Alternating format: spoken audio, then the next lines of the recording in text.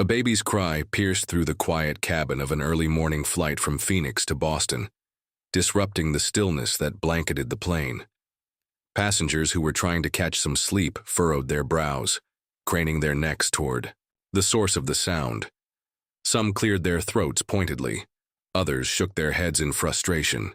Claire Dawson kept her head down, clutching her 6-month-old daughter, little Lily, who was writhing and crying so hard her face had turned red.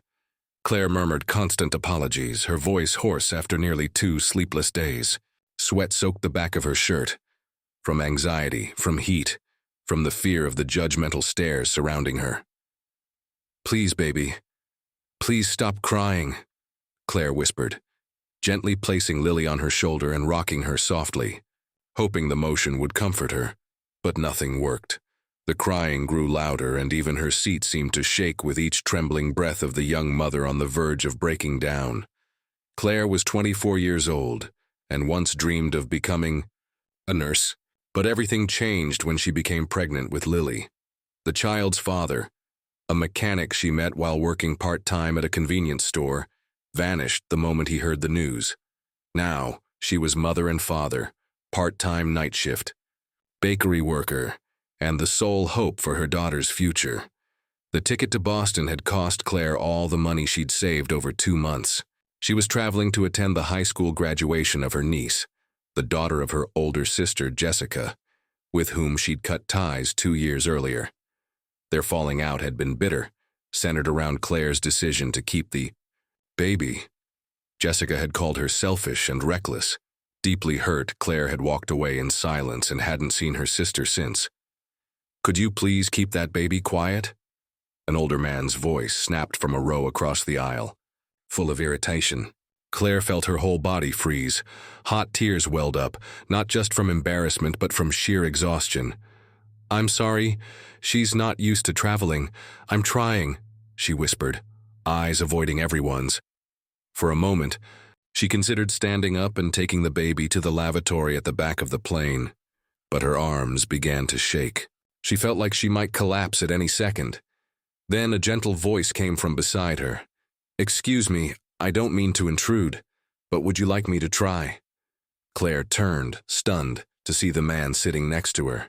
He looked to be in his early 30s, dressed in a neatly tailored navy shirt, his dark brown hair combed perfectly as if he'd just stepped out of a boardroom.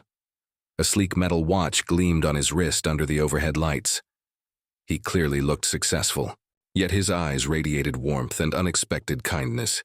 "I have lots of nieces and nephews. I've helped my sister soothe her kids more times than I can count," the man said with a smile, holding out his hands.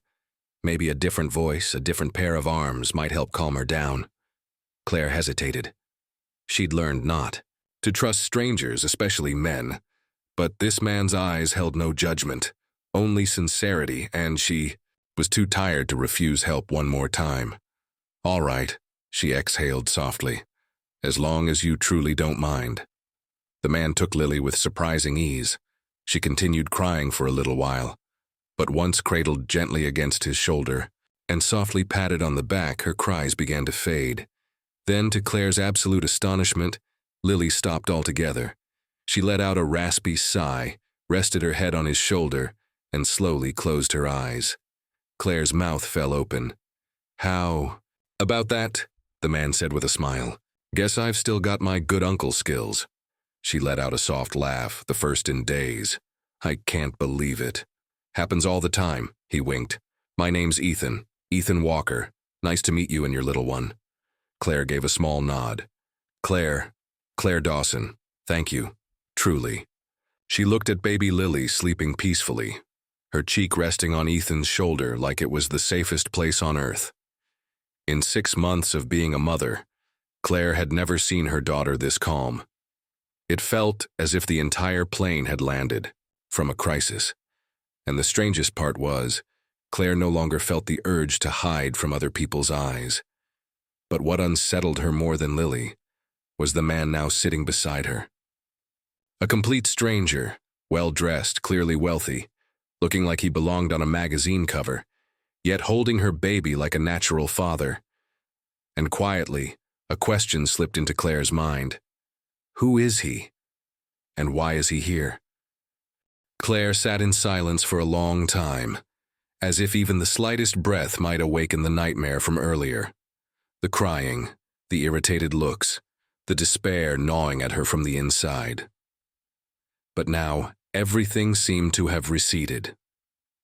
Baby Lily was still sleeping peacefully in the arms of the stranger, Ethan Walker, a man Claire had never met, yet who had helped her more than anyone else had in the past year. You can rest for a while, Ethan said softly, his eyes gentle as they met hers. I think she'll sleep for at least another 30 minutes. Claire let out a hesitant laugh. If I sleep now, I might not wake up until the plane lands. Ethan tilted his head, teasing. Then I'll wake you up with a terrible lullaby. Claire laughed again, this time more freely.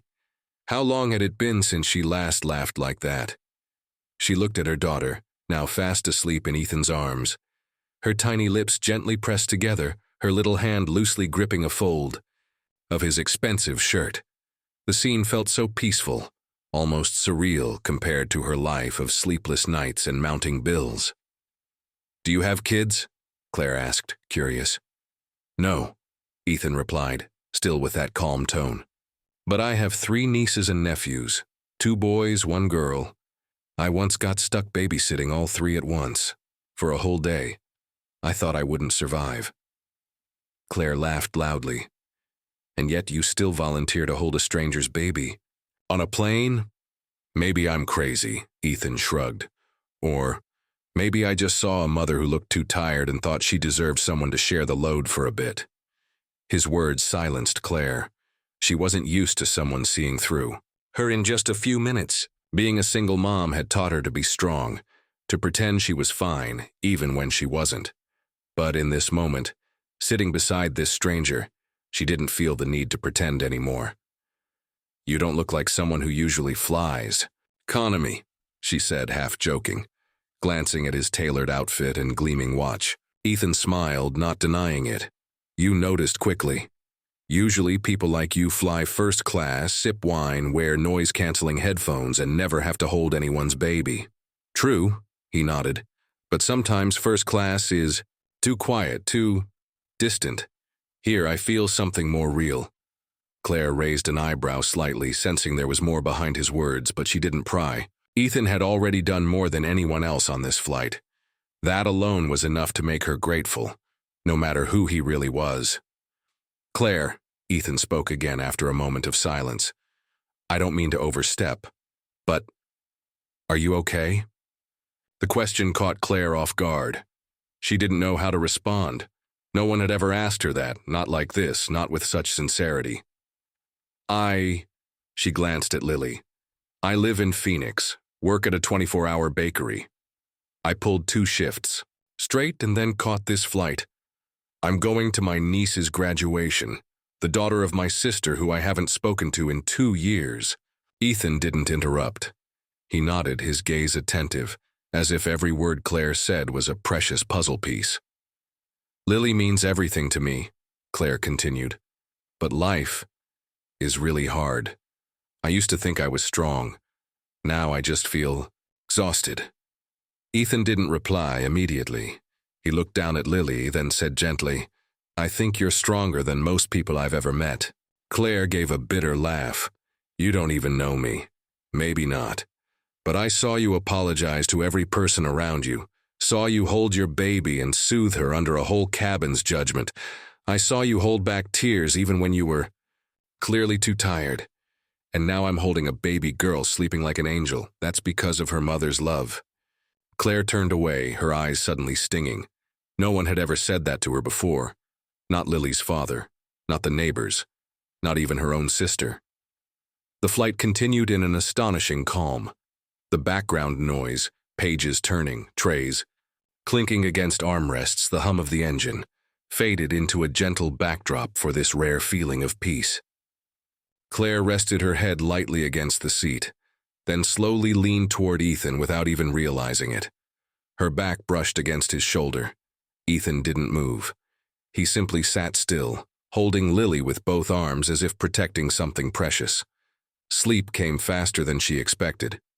For the first time in many nights, Claire felt safe, here, in this narrow airplane cabin, beside a man she didn't know and might never see again.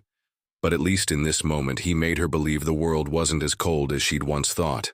She drifted off, and she had no idea the man sitting next to her, holding her daughter, was looking at her with something more than kindness in his eyes. Ethan Walker wasn't just a random passenger.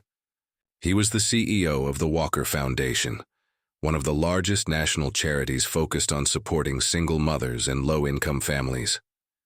And the moment Lily stopped crying in his arms, and Claire leaned her head on his shoulder, something shifted deep within a heart he'd long thought was closed. The flight attendant's voice gently came over the intercom, announcing the plane's approach to Logan International Airport in Boston. Claire stirred slightly, her eyelids heavy as if she had just awoken from a sleep much longer than the flight itself. For a moment, she didn't remember where she was. The warmth of someone's shoulder still lingered against her cheek, and the steady, gentle rhythm of breathing beside her made her heart soften. Then she suddenly sat upright, eyes wide. She had been sleeping on Ethan's shoulder, and Lily, her daughter, was still peacefully asleep in his arms, the baby's face calm, as if she'd never cried a single tear. "Oh my God," Claire murmured, raising a hand to her mouth. I fell asleep on your shoulder. For how long?" Ethan gave her a soft smile. "About an hour. You needed that rest." "No, I'm really sorry. I didn't mean to. I didn't think I'd be so comfortable." "It's all right, Claire," he said, his gaze still gentle. "You both needed it." Claire looked down at Lily, then gently reached to take her from Ethan's arms. The baby stirred a bit but didn't wake. Holding her daughter again, Claire felt something warm and strange, something in Ethan's gaze that wasn't pity nor curiosity. It was understanding. "Thank you, truly," Claire said slowly. "I didn't think anyone would still be willing to help someone like me, a stranger." Ethan shook his head slightly. "We all need someone at the right moment. I was just lucky to be sitting next to you." Claire smiled faintly, though a vague heaviness settled in her chest. He spoke as if he knew more than he was letting on. She glanced at him again, the tailored outfit, the silver watch, the confident, yet unassuming demeanor. Everything about Ethan suggested he wasn't just some guy flying economy. "Ethan, I know I shouldn't pry," she said softly, "but what do you actually do for work?" Ethan paused for a second. The question wasn't surprising, but it touched on something he wasn't quite ready to reveal. "Business," he answered simply, with a modest smile. "So, a big shot, huh?" Claire raised an eyebrow. Usually when people say business, they're trying to avoid giving a real answer. Ethan chuckled. "It's nothing shady, I promise. It's just people tend to act differently when they know who I am." Claire nodded slowly. Yes, she understood that. When people learned about her circumstances, a single mom, working night shifts, barely getting by, they changed too. They either looked at her with pity or turned away. Rarely did anyone treat her honestly. The plane touched down with a gentle jolt. Claire held Lily tightly, her other hand gripping the armrest, an odd emptiness filling her chest. She didn't want to say goodbye to Ethan, the only person in a long time who made her feel seen. When the plane came to a full stop, the passengers around them hurried to grab their bags and squeeze into the aisle. Claire tried to keep Lily calm while they waited. Ethan stood, pulled out his coat, and looked back at her. "Do you have a place to stay?" he asked gently. Yes," Claire replied, caught off guard. "A motel near the graduation." "Venue? Nothing fancy, but it'll do." Ethan nodded, but there was a flicker of doubt in his eyes. "Boston's colder than Phoenix. Hopefully they have decent heating." "You're overthinking," Claire said quickly, her tone a bit sharp. "I've survived worse." She hadn't meant to snap, but her defenses rose instinctively. Too many times people had tried to help her as if she were a burden. She was used to fending for herself, unwilling to be anyone's charity. Case. Ethan didn't argue. He simply reached up and retrieved her small backpack from the overhead compartment. "I was just trying to help. Nothing more," he said quietly, handing her the bag. Claire took it, immediately feeling a twinge of guilt. She looked at him as if to say something, but then stayed silent. As they stepped off the plane and walked through the jet bridge into the terminal, Ethan suddenly said, "Claire, I know this might seem a little forward, but I'd like you to have this." He pulled out a cream-colored business card with elegant, silver trim from his coat pocket. Claire took it, her eyes dropping to the embossed text, Ethan Walker, CEO, Walker Foundation, Boston, MA personal contact number. Claire froze. "You're the CEO," she stammered. "Walker Foundation? The one that's always on the news for supporting single mothers?" Ethan nodded, looking slightly sheepish. "I didn't say anything earlier because I didn't want you to think I was observing or judging you. I just wanted to help if you ever needed it." Claire tightened her grip on the business card. A light dizziness swept through her. The entire conversation, the kindness, the way he listened, the way he never revealed anything. It all made sense now, and somehow, that hurt. "So I'm just another case study for your foundation to help?" she asked, her voice trembling. "No, not at all," Ethan said quickly. "Claire, I swear this wasn't planned." But Claire had already turned away, holding Lily tightly to her chest. The feeling of being exposed, judged, lumped into a category of people who need help was suffocating. "You should keep your card," she said quietly, without looking at him. And before Ethan could say another word, Claire disappeared into the crowd streaming out of the terminal, leaving the man behind, still standing with his arm half extended in silent regret. Claire stepped into the small motel room on the southern outskirts of Boston, pushing open the creaky door of the run-down roadside inn where the flickering neon vacancy sign buzzed like it was on its last breath. The space inside was cold and damp, with a stained, threadbare carpet and a heavy mustiness clinging to the air. She gently laid Lily on the sagging single bed in the center of the room, wrapping her in the thin blanket she'd brought along. The child stayed asleep, her tiny hand instinctively clutching her mother's finger. Claire sat beside her, her vacant eyes fixed on the business card still in her hand, the one she hadn't let go of since leaving the airport. Ethan Walker, CEO, Walker Foundation. She placed the card on the chipped wooden nightstand and lay down, eyes staring at the ceiling. Ethan's words echoed in her mind, his gentle gaze, every act that had made her feel respected, and then wounded. She had thought, even if only for a fleeting moment, that someone might genuinely care about her, not because of her situation, but because of who she was. A sudden knock at the door broke through her thoughts. Claire startled and sat up quickly. She glanced at the clock, 7 p.m. No one knew she was here except... She walked slowly to the door and peeked through the peephole. It was Jessica. Claire opened the door in shock. Her sister, the one she hadn't seen in 2 years, stood there in an elegant cream-colored wool coat, heels clicking, her makeup still perfectly in place. But her eyes didn't carry judgment. "Hi," Jessica said softly, holding a paper bag. "Can I come in?" Claire hesitated for a moment, then stepped aside. Jessica walked in, her eyes scanning the small room, peeling ceiling, dripping sink, rattling heater. She furrowed her brow but said nothing. She simply set the paper bag on the table, then turned to face her sister. "I came to say I'm sorry," Jessica said quietly. Claire said nothing. Jessica sat on the wooden chair by the door, hands resting on her knees. "I know I've been silent for too long, and I know you might not want to hear anything from me. But I need you to understand why I reacted the way I did back then." Claire clenched her fist slightly, the weight in her chest growing heavier.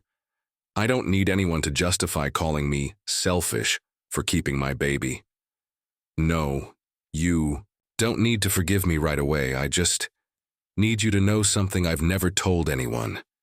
Claire looked at Jessica, for the first time realizing that the face she remembered as strong, assertive, and confident was now trembling. 2 years ago, when you told me you were pregnant, I was pregnant too. Claire froze. Michael and I had been trying for over a year to have a baby, and when I found out you, unmarried, unstable, unsure, were expecting, I couldn't handle it. I was angry, jealous, and cruel. Claire didn't know what to say. The confusion she'd carried for years now began to piece itself together. But the worst part, Jessica's voice cracked as she held back tears. 2 weeks after our fight, I lost the baby. The room felt frozen. I didn't call you, didn't apologize, didn't share. I buried it all by diving into work, planning graduation parties, shopping for wedding dresses, pretending everything was perfect. Claire felt her chest tighten. She walked over and gently sat beside her sister.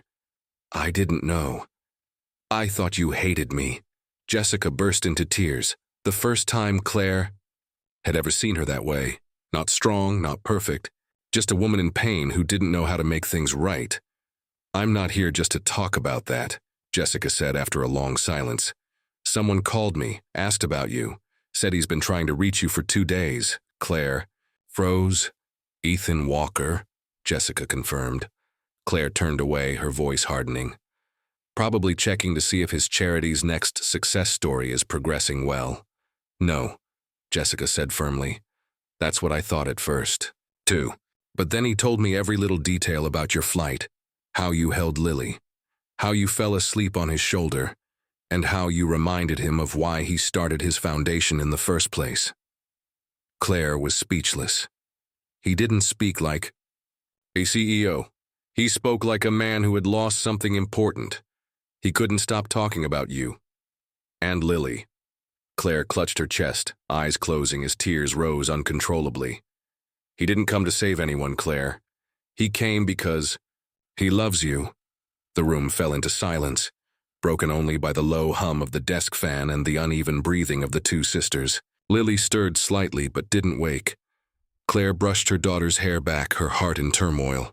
I'm scared, she whispered. Scared that if I believe again, everything will fall apart. Jessica squeezed her hand. You've made it through everything for the past 2 years. You're not afraid of anything. You've just never been given a real chance to believe in something good. Claire didn't answer, but for the first time in a long while, something stirred. Inside her, delicate yet powerful hope. Inside the shabby motel room, the flickering fluorescent light cast an uneven glow over the now crumpled business card lying on the table. Claire couldn't take her eyes off it. Beneath the layer of cream-colored premium paper were the embossed, simple words, Ethan Walker, CEO, Walker Foundation. Jessica sat beside her, her expression softened after their tearful conversation. The tension between the sisters had dissolved, replaced by a quiet understanding finally rebuilt after 2 years of distance. There's one more thing you should know, Jessica said, pulling her phone from her bag. He asked me to show you this. She opened an online article and turned the screen toward Claire. The headline stood out clearly. Ethan Walker launches housing program for single mothers in honor of his late mother. Below it was a photo of Ethan, dressed simply, cutting the ribbon at a modest housing complex on the outskirts of Boston. No spectacle, no flashing media, just a man whose eyes reflected something deeper than compassion. Read the quote, Jessica urged. Claire took a deep breath and read the excerpt slowly. My mother, Maria Santos Walker, raised me alone after my father left when I was 7. She worked 2, sometimes 3 jobs a day, cleaning offices at night, working in a garment factory by day, just to keep me fed and in school. There were days she went hungry so I could eat, nights she slept on a wooden chair so I had a bed. She was the strongest woman I've ever known. This housing program for single mothers exists because I never want another child to see their mother cry silently because she can't afford rent. Claire didn't even realize she was crying until a tear dropped onto the phone screen. Maria Santos. That name said everything. Santo, a simple Latin surname. A single mother from the working class. Just like Claire, not born into wealth, no privileges, a woman who had once lived the very life Claire was living now. Claire looked up, her voice trembling. He doesn't just help because he can, he helps because he understands. Jessica nodded. He didn't come down from above. He rose from below, just like you're doing. Inside Claire, a thick wall began to crack. All the defenses, the pride intertwined with fear she had held onto for so long, began to soften. Not because she was weak, but because finally she had met someone who truly saw her, not as a charity case, but as a woman fighting every day for her child. Where is he now? Claire asked, wiping her tears.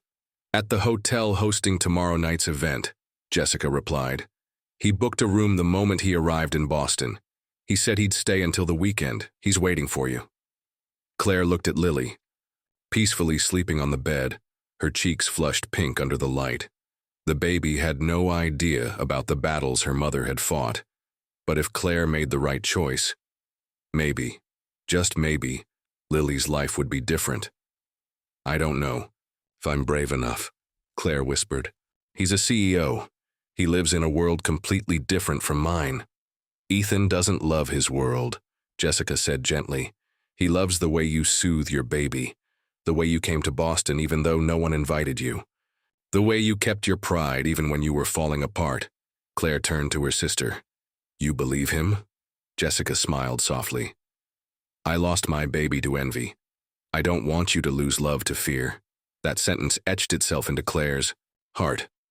That night she sat quietly beside Lily, rereading the quote from the article again and again. Then she picked up the business card and pressed it to her chest. Not because it bore the name of a wealthy man, but because in every letter she heard a silent promise that no matter how harsh this life may be, there's still room for genuine kindness, and maybe even for love. The following night, Claire stood quietly in front of the grand entrance of the Grand Belmont Hotel, where her sister's family graduation and celebration party was being held. The emerald green dress Jessica had lent her hugged her slender frame like a soft suit of armor, something that even just for one night helped her feel not so different from the confident women walking through the lavish lobby. Lily was sound asleep in the hotel room upstairs, looked after by a trusted babysitter both she and Jessica had known since their teenage years. Now Claire was alone before the heavy mahogany doors, behind which crystal lights glowed, soft music played, and Ethan waited. She tightened her grip on the small clutch in her hand. Her heart pounded, but her feet hadn't moved. Then, she looked up. Through the clear glass among 100 guests, her eyes found him, Ethan Walker, in a fitted black tuxedo, dark brown hair neatly combed, eyes just as gentle as they were that day on the plane. He stood beside a long table, a glass in hand, but his gaze was fixed on the entrance. Waiting, almost as if he sensed it, his eyes shifted, directly to her. They looked at each other. And in that moment, all the music, the laughter, and even the fear inside Claire seemed to fade away. Ethan set his drink down and walked straight toward her. Claire pushed the door gently and stepped in. He stopped just a few steps away. Their breaths were heavy, not from exhaustion, but from everything, and said, everything lost. I thought you weren't coming, Ethan said softly. I thought so too, Claire exhaled, her lips trembling. They looked at each other, unguarded, unfiltered. I was so angry, she said. I thought everything you did was part of some plan, another charity case, another success story. I understand, Ethan nodded. I deserved your doubt. I was wrong not to tell you earlier, but Claire, everything I did from the moment Lily stopped crying in my arms came from something real. There was no agenda behind it. Claire glanced down at the marble floor, then looked up again. Then why didn't you tell me who you were from the start? Ethan was silent for a moment. Then he stepped closer, lowering his voice.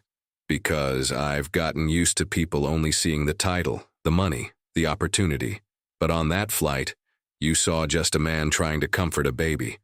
And you smiled at me like I deserved to be trusted. I didn't want to break that. Claire felt her eyes burn. Not from sadness, but from emotion. I don't trust easily anymore, she admitted. I've loved, and I've been left. I live with the fear of being hurt, and I thought you'd be like all the others. Show up, then disappear. Ethan gently raised his hand, but didn't touch her, as if waiting for permission. I didn't come to disappear, he said. I came to stay, if you'll let me. Claire looked at him, her gaze no longer skeptical, but filled with the aching eyes of someone who wanted to believe, yet wasn't sure she dared. I'm a single mom, she said. I don't have anything but the little girl asleep upstairs.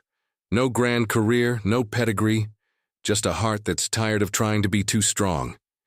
Ethan lowered his hand, but his eyes never left hers. I don't need pedigree or a grand career, he said. I need the woman who took a budget flight after 2 overnight shifts just so she wouldn't miss a graduation, even if no one promised to welcome her.